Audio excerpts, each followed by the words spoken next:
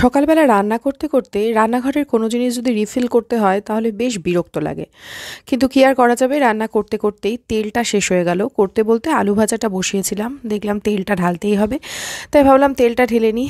আর এই রিফিলিংয়ের কাজটা সকালবেলা করতে এমনিতেই তো বেশ বিরক্ত লাগে, তার সাথে সেই দিনটা যদি হয় 4-5 দিন ছুটির পরের একটা দিন। হ্যাঁ, আজকের এই দিনটা হচ্ছে 2 তারিখ, মঙ্গলবার দিন, 2 জানুয়ারি 2024।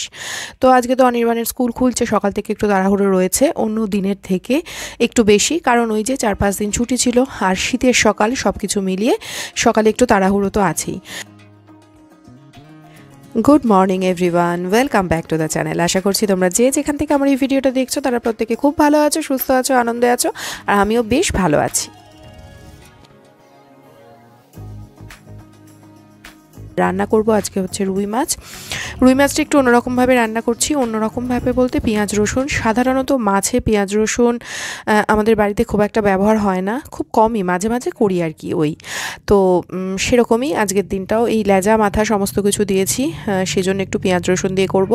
আর খুব একটা এই মাছের ডালনা বলো, কালিয়া বলো, এই জাতীয় জিনিসগুলো তো মাছের মাথা আমি ব্যবহার করি না। তোমাদের আগেও বলেছি মাছের মাথা খেতে আগে খুব ভালোবাসতাম আমি, এখন একদমই ভালোবাসি না। কিন্তু বাবা মা দুজনেই মাছের মাথা খেতে ভালোবাসে, তো আজকে যেহেতু ওরা আছে সেহেতু মাছের মাথাটা দিয়ে দিচ্ছি ডালনার মধ্যে। তো মাছের মাথা ভাজতেও বেশ অনেকটা সময় লাগে। মাছের মাথাটা ভাজতে দিয়ে গ্যাস সিমে দিয়ে চলে গেছিলাম চা খেতে। চাটা খেয়ে এসেছি, মাঝখানে এসে যদিও 1-2 বার নাড়িয়ে দিয়ে গেছি, বেশ অনেকক্ষণ সময় ধরে ভেতর পর্যন্ত মাছের মাথাটা ভাজা হয়ে গেছে। তো এই রান্নাটা তো আজকে করব, তার সাথে আজকে একটা স্পেশাল রান্না করব, যে রান্নাটা আমার ভীষণ প্রিয়। তোমরা কিন্তু অবশ্যই জানাবে যে সেই রান্নাটা খেতে তোমরা কে কে ভালোবাসো। তো এ বাড়িতে তো এই রান্নাটা হতো না, আমাদের বাড়িতেও কেউই খায় না, আমি আর আমার মা খেতাম। এই বাড়িতেও আমি প্রথম করেছি এবং আমার শাশুড়ি মাকে খাইয়েছি, তো শাশুড়ি মারও ভীষণ ভালো লেগেছে, সেই জন্য আজকে আমি আর মা খাবো।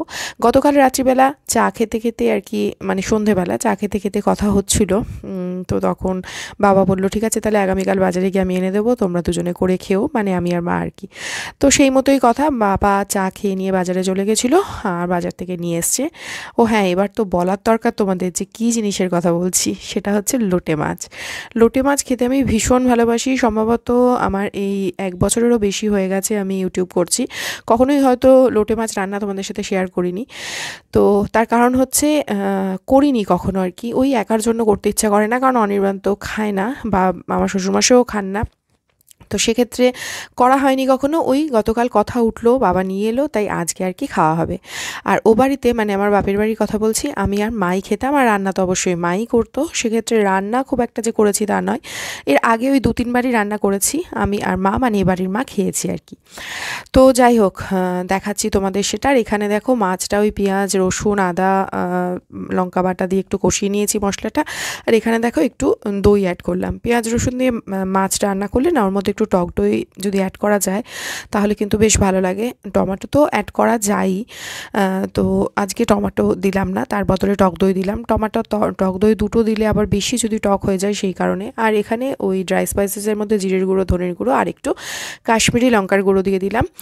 তবে এখানে যে লঙ্কা বাটাটা আমি অ্যাড করেছি সেটাও লাল লঙ্কা বাটা। আসলে ওই 31শে ডিসেম্বর যখন বিরিয়ানি বা মাংস রান্না করার কথা ছিল, তখন না বেশ অনেকটা পরিমাণে লাল লঙ্কা বাটা ছিল। লাল লঙ্কা বলতে শুকনো লঙ্কা কিন্তু নয়, ওই কাঁচা লঙ্কারই যে লাল যেগুলো থাকে সেইগুলো। তো ওই লঙ্কাটা না অনেকটা থেকেই গেছিলো, ওটাই ব্যবহার করছি একটু একটু করে, কারণ লঙ্কাগুলো ভীষণ ঝাল। তো যাই হোক, সেই লঙ্কাটাই দিয়ে দিয়েছি। এবার ভেজে রাখা আলুগুলো দিয়ে একটু কষিয়ে নিলাম, ব্যাস। এবার জলটা অ্যাড করে দেবো, ফুটে উঠবে, মাছগুলো দিয়ে দেবো, তাহলেই হয়ে যাবে এই রুই মাছটা। তো আর নামানোর আগে তো অবশ্যই একটুখানি ধনেপাতা দিতেই হবে, শীতকালে যেটা আমি সমস্ত রান্নাতেই প্রায় অ্যাড করি আর কি। আর সত্যি কথা বলতে একটা অন্য মাত্রা পায় রান্নাটা। তো শীতকালেই এটা সম্ভব, যেটা শীতকালে সম্ভব সেটা করব না কেন, সেই জন্যই করি আর কি। অন্যান্য সময় তো ধনেপাতা পাওয়া যায় না সেভাবে, বা পাওয়া গেলেও কিন্তু এইরকম স্বাদ হয় না। তো যাই হোক, চলো এখন মাছের ঝোলটা বসিয়ে দিয়েছি, এদিকে এটা ফুটতে থাকুক। আর ওদিকে কিন্তু আমার ভাতও হয়ে গেছে, ডালও হয়ে গেছে। এইদিকে দেখো লোটে মাছ একটুখানি গরম জলের মধ্যে দিয়ে গরম করে নিচ্ছি আর কি। তো এই মাঝখানের যে কাটাটা সেটা ছাড়িয়ে আমি আগে কখনো করিনি, আজকে ভাবলাম সেভাবে করব।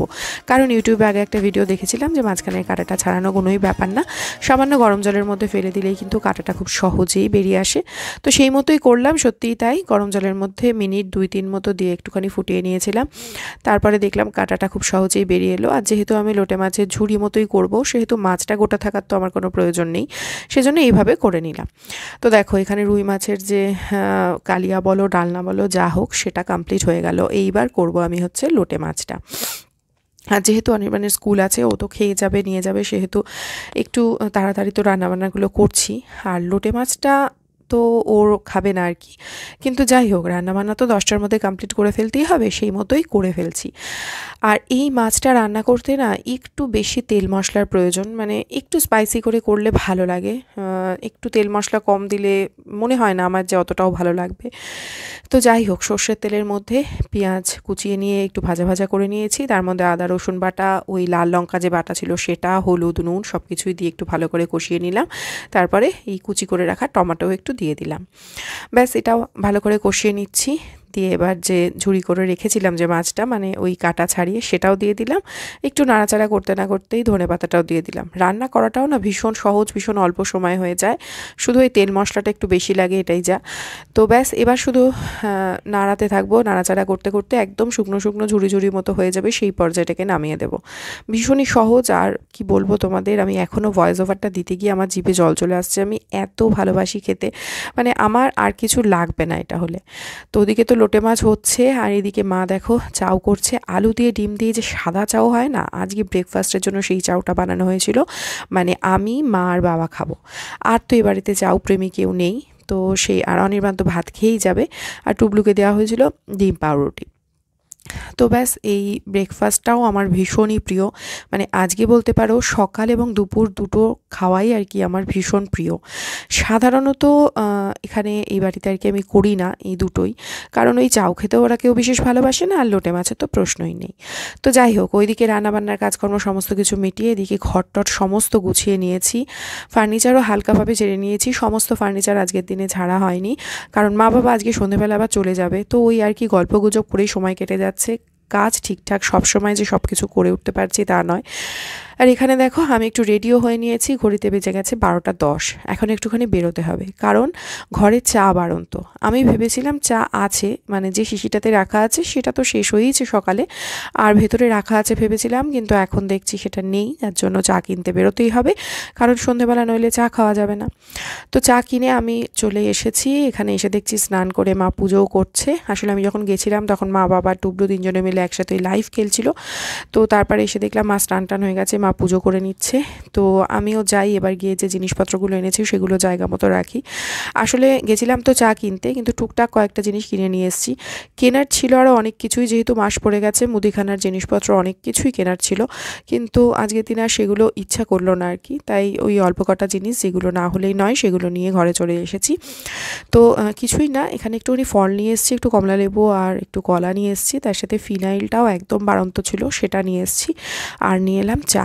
আসলে কি বলো তো, চা সবসময় তোমাদের আগেও বলেছি যে আমার বাবা আর কি নিয়ে আসে, কারণ বাবাদের ওখানে একজন আছে, আমাদের এক রিলেটিভই, যে কলকাতা থেকে চা নিয়ে আসে আর কি। চাটা ভীষণ ভালো, মানে ফ্লেভার চাটার। তো সে কারণে চা বাবাই নিয়ে আসে। এবার বেশ কিছুদিন হয়ে গেল বাবা আসছে না, বাবার শরীরটা খুব একটা ভালো নেই, তো সে কারণে বাবা আসতে পারছে না। আর এদিকে আমার ঘরে চাটাও বাড়ন্ত, তাই আমি অল্প করে চা কিনে নিয়ে এলাম। এই একটা জিনিস ছাড়া তো হবেই না, যদিও আমরা সকালে চা খাওয়া ছেড়ে দিয়েছিলাম, বাবা মা আসার পর খাচ্ছি আবার। বাবা মা চলে যাবে আজকে, কালকে থেকে সকালে চা আমরা আর খাবো না, কিন্তু ওই শীতের সন্ধ্যেতে তো একটু চা লাগবেই, যদিও আমরা তো খাই চা চিনি ছাড়া। তো যাই হোক এখন চাটা ঢেলে নিই। আর যবে থেকে জানো তো এই যে কন্টেনারগুলোতে চা রাখছি, এই 100 চা পুরোপুরি এটাতে ধরে না, সামান্য একটু বাকি থাকে, মানে আরও 2 দিন হয়ে যাবে, কি হ্যাঁ 2 দিন হয়ে যাবে এরকম চাই থেকে যায়। সেটা ওই অ্যালুমিনিয়াম ফয়েলে করে নিয়ে আসে, তো বাবা যেখান থেকে নিয়ে আসে আর কি, তো ওর মধ্যে করে রেখে দিই। তো এখন এখান থেকে নিয়ে এসেছি, এরকম দিয়েছে আর কি, তো ভাবছিলাম সেটাতেই যেটাতে থাকবে কি না। তারপর ভাবলাম ঠিক আছে থাক, সন্ধ্যেবেলা তো করবো, তারপর দেখবো। এই বলে ওটা ওইভাবেই রেখে দিলাম ভালো করে গার্ডার লাগিয়ে। আসলে ফ্লেভার চা তো, ফ্লেভারটা নষ্ট হয়ে গেলে তো চাটা আর খেতে ভালো লাগবে না, সেই কারণে। আর এইখানে দেখো আমার ছেলের পেয়ে গেছে খিদে।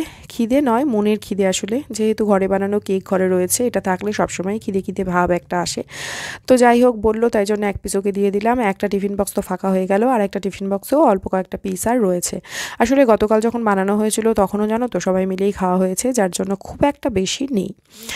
তো চলো, ছেলেকে আর কি দোষ দেবো, আজকে সকালবেলা ভরপেট চাউমিন খেয়েছি আমি, কারণ চাউটাও আমার ভীষণ পছন্দের আর ভীষণ ভালো হয়েছিল খেতে। তারপরেও ইচ্ছা ছিল যে কতক্ষণে স্নান টান করে খেতে বসে পড়বো, তো সেই সময় চলে এসছে। কেন বুঝতে পারছো তো, এই লোটে মাছটা খাবো বলে। খুব একটা খিদে এই সময়ও পাইনি, কিন্তু তাও খেতে বসে পড়েছি। খুব একটা খিদে না পাওয়ার কারণ হচ্ছে ওই ভরপেট চাউ খাওয়া। তারপরেও বসে পড়েছি নিয়ে। এটা তোমাদের তো বললামই, ভীষণ ভীষণ প্রিয় একটা খাবার আমার। তো আমি তো খাওয়া শুরু করেছি, এদিকে মাও দেখো নিচ্ছে। মাও আর কি আমার হাত ধরে এই খাওয়াটা শিখেছে বলতে পারো, কারণ এ বাড়িতে আমি মানে বানিয়ে মাকে খাইয়েছিলাম, তো মারও ভালো লেগেছে খেয়ে, সেই জন্য আমি আর মাই খাই। আর জানো তো এই সমস্ত খাওয়ার জন্য একটা সঙ্গী লাগে, একার জন্য ঠিক এই সমস্ত খাবার করে খেতে ভালো লাগে না। তো মাকে বলছি যে দেখো কেমন লাগে আর কি। তো মাও বললো যে ঠিকই আছে সব কিছু, তবে হ্যাঁ আর একটু ঝাল হলে ভালো লাগতো। এই সমস্ত জিনিস একটু তেল ঝাল মশলা বেশি হলে তবেই বেশি ভালো লাগে খেতে। তবে খেতে কিন্তু সত্যি ভীষণ ভালো হয়েছিল।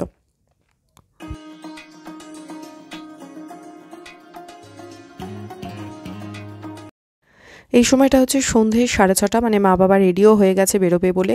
6:30 বাজতে ওই মিনিট 10 বাকি আছে আর কি।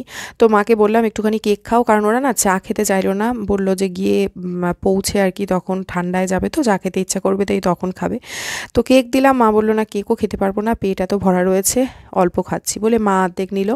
আর বাবাকে দিলাম, বাবাও আগের দিন কেকটা যেদিন বানিয়েছিলাম খেয়েছিল, তো বাবারও ভীষণ ভালো লেগেছিলো খেতে, সেই জন্য বাবাকে দিলাম। আর এদিকে টুবলুর কথা আর কি বলবো, বলছে আমাকে আরও দাও। আমি বললাম যে দাঁড়া আছে, তুই খেয়ে নে তারপর দেবো। মানে ও তো জানোই ভীষণ ভালোবাসে এই কেকটা খেতে, তো যার জন্য ওকেও দিলাম। ওরও আর কি সন্ধেবেলা তো কিছু খেতে হবে, এটা এই কেকটা দিয়ে আর কি হয়ে যাবে। কেকটা বানানো থাকলে এটা একটা সুবিধা হয় যে সন্ধেবেলার খাওয়ার বা টুকটাক খিদে পেলে চিন্তা করতে হয় না। তো যাই হোক, চলো এখন ওরা চলে যাচ্ছে আর কি, চলে যাবে তো খড়দায় ফিরবে আর কি ওরা। তো ওরা চলে গেলে তারপরে আবার যে বাকি কাজ টাজ আছে সেগুলো করবো আর কি। আর মানে অনির্বাণ না এই সময়টাতে নেই, ওর একটা কাজ ছিল, সেই জন্য এখন থাকতে পারেনি, ও পরে আসবে আর কি। তো সেই জন্য মা বাবা রওনা হয়ে যাচ্ছে, আমি আর টুবলুই এখানে আছি। আর এখানেও না কি একটা বিষয় নিয়ে ভীষণ হাসাহাসি হচ্ছিলো জানো তো। তো যেই কারণে মা বাবা বেরিয়ে যাচ্ছে এই সময় মানে নমস্কার করতে ভুলে গেছি। তারপর ওরা বেরিয়ে গেছে, মানে গেটের বাইরে রয়েছে যখন, সেই সময় আর কি ওদের নমস্কার করলাম আর কি। আর ঠান্ডার কথা তোমাদের কি বলবো, এই সময় এত ঠান্ডা পড়েছিল। ওরা না আরেকটু পরে যাবে ঠিক করেছিল, মানে পরে 8টার ট্রেনে গেলেও কোনো অসুবিধা হয় না আর কি। কিন্তু এত ঠান্ডা পড়েছে না, দেখো যত রাত হবে তত তো বাইরে বেশিক্ষণ থাকলে অসুবিধা হবে। ঘরের মধ্যে একরকম আর ঘরের বাইরে একরকম, সেজন্যই ওরা আর কি 7টার ট্রেনে চলে যাচ্ছে।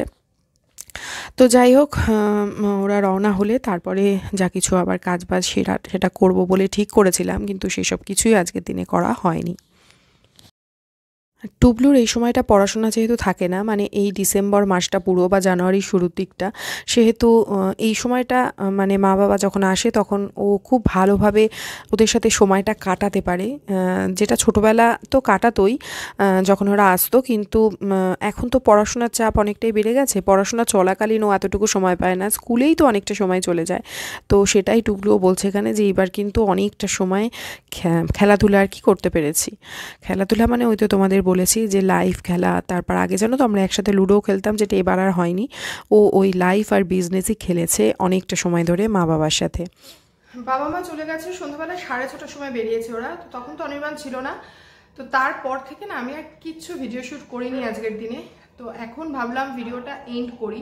আসলে তারপরে অনির্বাণ এলো, চাটা খেলাম, চা খেয়ে চায়ের বাসন রেখে দিয়েছি, সেগুলো মাঝে নিয়ে গল্প গুজব করলাম, কিছুক্ষণ গল্পের বই পড়লাম। আর তারপরে রাত্রে খাওয়া দাওয়ার ব্যবস্থা কিছু করতে হয়নি, দুপুরেরই ভাত ছিল, ডাল ছিল, ডিম আলু সেদ্ধ দিয়ে দিয়েছি, ওই দিয়ে খাওয়া হয়েছে। তারপরেও বাসন যথারীতি রেখে দিয়েছি, কিচ্ছু করিনি, সিনেমা দেখতে বসে গেছি। তো এই সমস্ত কিছু করে মানে কোনো কাজই করার ইচ্ছা হয়নি, যে কারণে ভিডিও শ্যুট আর কিছু করিনি। এখন বেজে গেছে 11:30টারও বেশি। এখন ওই 11টার সময় সিনেমা দেখা বন্ধ করে তারপরে রান্নাঘরের কাজকর্মগুলো করলাম। এখানে দেখো সমস্ত ছড়ানো ছোটানো ছিল, মানে যথারীতি যা কিছু ব্যবহার করেছি সব কিছু রেখে দিয়েছিলাম, কিছুই মাঝামাঝি করিনি। তো সেগুলো সমস্ত কিছু এখন মেজে রেডি করলাম। এদিকে গ্যাস ট্যাস তো পরিষ্কারই ছিল, রান্নাবান্না কিছু করিনি। তো এই কাজ আর কি কমপ্লিট হলো। নিয়ে এবার আর কি শুতে যাব, ওরাও এই জাস্ট শুতে গেল।